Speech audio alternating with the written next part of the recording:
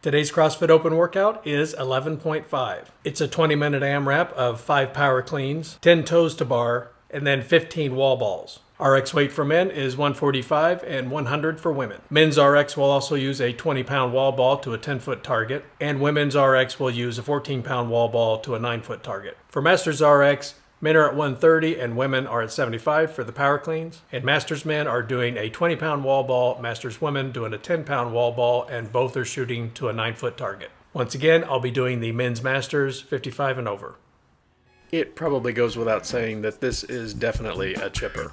So I recommend a nice steady pace and to scale early and scale often. If you remember from a couple of workouts ago, I believe it was 11.3, where I did a bunch of squat clean and jerks, I mentioned that 135 was about 80% of my 1 rep max. And that makes this 130 about 75% of my 1 rep max, so of course I'm going to do touch and goes. And one of the actual scales that I'm doing is hanging knee raises instead of toes to bar, primarily because the rig that we have isn't really tall enough or far enough away from the wall for me to do toes to bar. And if I actually had toes to bar, this would be a huge issue. But since I don't, I'll stay in my lane and just do hanging knee raises. As far as the wall balls go, I feel that the Gym4Muscles version is actually way more difficult. The ceiling height is just about 10'6" and the bottom of the bulkhead is just a little over 9 foot. So accuracy is a must. If you overshoot, you'll hit the ceiling and take a 20-pound wall ball right directly to the face at about 40 miles an hour. Undershoot and you throw it out the garage door. Another scenario is hitting the bottom edge of the bulkhead, which also sends it sailing back at you like a bullet. I have seen and or experienced all of these situations and would rather take careful aim as opposed to dealing with the consequences.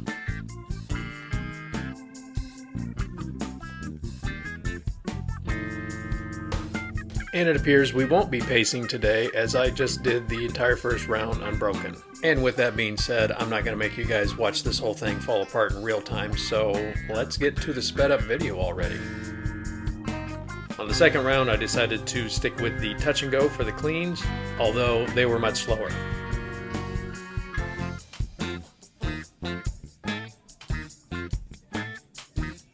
I think these hanging knee raises are where I decided to start breaking things up a bit.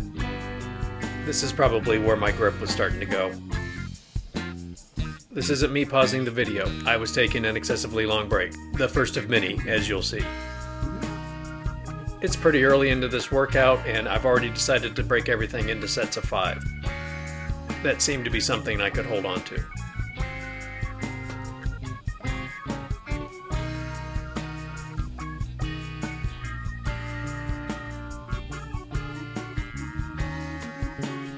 So now we're in the third round, and I've switched to quick singles on the power cleans. And I'm using quick as in relative terms.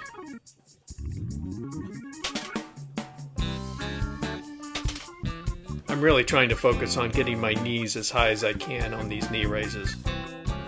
These turned out to be really taxing on my grip. And something that I've noticed as I'm watching this back, some of these wall ball reps appear to not be to depth. And I'm just going to go ahead and blame that on camera angle. I'm usually really pretty good at getting at least to parallel when doing wall balls. So we'll just call this operator error with regards to the camera. For some reason, I did an extra rep in that last set. I have no idea why. I'm not exactly sure what I was thinking at the beginning of this fourth round here. I don't know why I didn't stick to the singles. That seemed to be working pretty well. I think doing quick singles is actually more time efficient than doing a double and then resting for twice as long. But at this point in the workout, who knows what I was thinking. So these knee raises also seem to be very taxing on the core, which would probably be a major factor if I had any core strength at all. I must have looked at the clock on the way to the wall balls here, because I ended up breaking this one into 2 sets. Evidently seeing that the workout was half over kind of got me fired up. Unfortunately, that little rally was short-lived. However, it appears that I did decide to go back to quick singles again. Again, I'm using relative terms. I'm quicker than something else.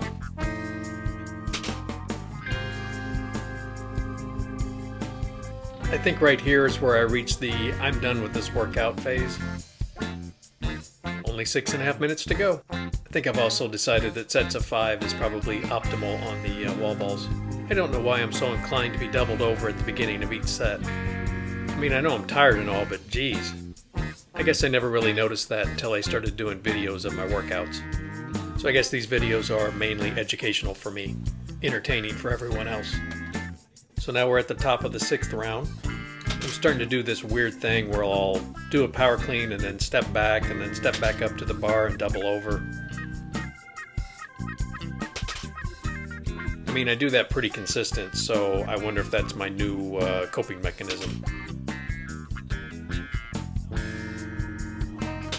I will say that I did remain fairly consistent with these hanging knee raises throughout the entire workout. That may be the one thing I've got going for me right now. The wall balls aren't really all that bad as long as you pick a rep scheme that you can maintain for 20 minutes. You know, with everything else that's going on with it. And I don't know, maybe staying doubled over for 5 or 10 seconds before each set might help you too. And here we are, the last minute of work, where you reflect on all the hopes and dreams you had for this workout and then come to the realization that I probably should have went a little bit harder. I shouldn't have rested so much. I should have gotten more sleep. Why didn't I wear my grips? I shouldn't have had those donuts. Whatever, it's all over now. You can always redo it, but let's face it, you won't. We have 6 chips on the floor, so that's 6 rounds plus the 5 power cleans at the end. It's a total of 185 reps. That's going to have to do it, so I'll get that logged in.